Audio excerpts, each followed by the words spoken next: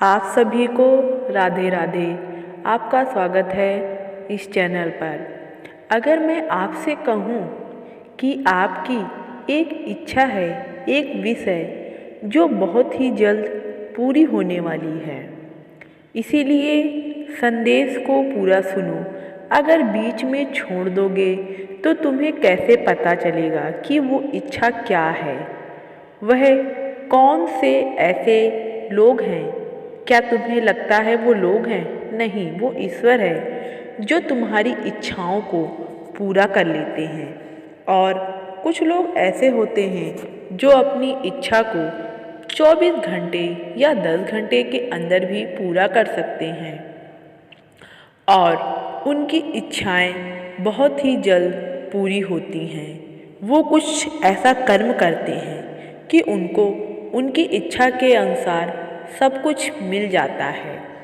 और कहीं ना कहीं मैंने देखा है कि तुम्हारे भी मन में ऐसे सवालात आते रहते हैं। कुछ जगह तुमको ऐसा लगता है कि उन्होंने ऐसा क्या किया है जो उनको ये सब मिल रहा है और मुझे क्यों नहीं मिल पाया। आखिर में मैं अपनी इन इच्छाओं को कैसा पूरा करूं?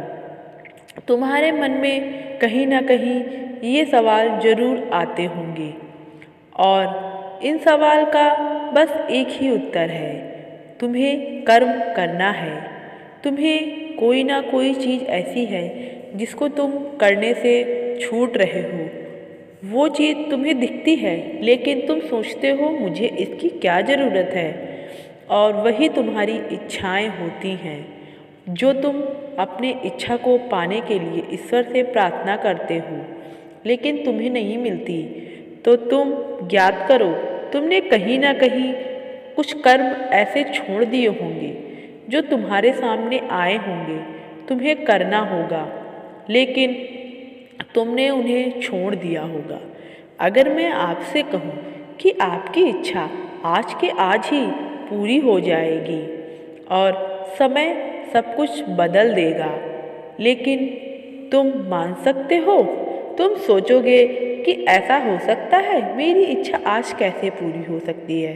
तो इस बात को ध्यान से सुनो।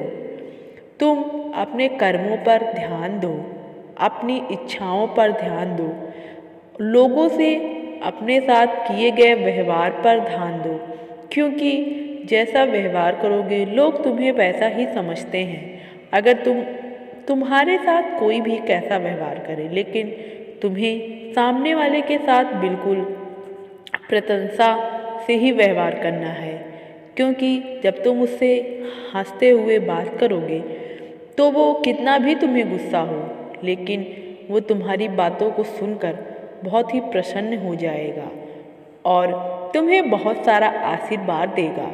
और उस आशीर्वाद में कहीं ना कहीं ये होगा कि जाओ, तुम्हारी इच्छाएं ज़रूर पूरी होंगी। इसी तरह से तुम अपना कर्म करते रहो और तुम इस ईश्वर को फिर धन्यवाद दोगे, राधा रानी को धन्यवाद दोगे कि उन्होंने तुम्हारे अंदर इस इच्छा को पूरा करने के लिए एक उज्जवल प्रेरणा जागृत की है, जिसकी वजह से आज तुम लोगों से प्रसन्नतापूर्वक, आदरपूर्वक और हर तरीके से उनको कोई कष्ट ना पहुँचे, इस तरीके से उनसे बातें कर रहे हो। लेकिन एक बात और, अगर तुम सोचते हो कि मेरी इच्छा जल्द ही पूरी हो तो तुम्हारे अंदर वो भावना आएगी, लेकिन अगर तुम ये सोचते हो कि कभी ना कभी तो ईश्वर हमें दे ही देगा, जब समय होगा तब दे ही देगा, तो ये बात सही है कि जब समय होगा तब आपको मिलेगा। लेकिन अगर आपके मन के अंदर पहले से ही ये ख्याल आ जाएगा कि जब मिलना होगा तब मिलेगा, तो फिर तुम इसी सोच में बैठे रहोगे और जिसको वो नहीं चाहिए होगा उसको भी ये सब मिल जाएगा। और एक बात और, आप ईश्वर के सामने हमेशा मांगने के उद्देश्य से मत जाइए। कभी कभी उनको धन्यवाद कहिए कि आपने मुझे जो दिया है मैं उसमें खुश हूँ। आप हर समय उनके पास शिकायत लेकर मत जाइए।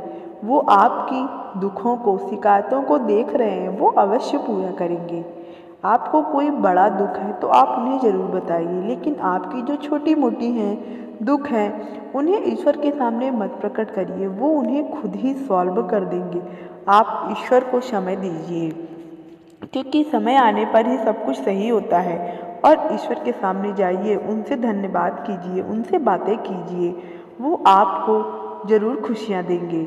और अपनी इच्छा को पाने के लिए लग जाओ, कर्म करो, पढ़ाई करो, लिखाई करो और गरीबों की मदद करो, अपने माँ बाप का नाम ऊंचा करो।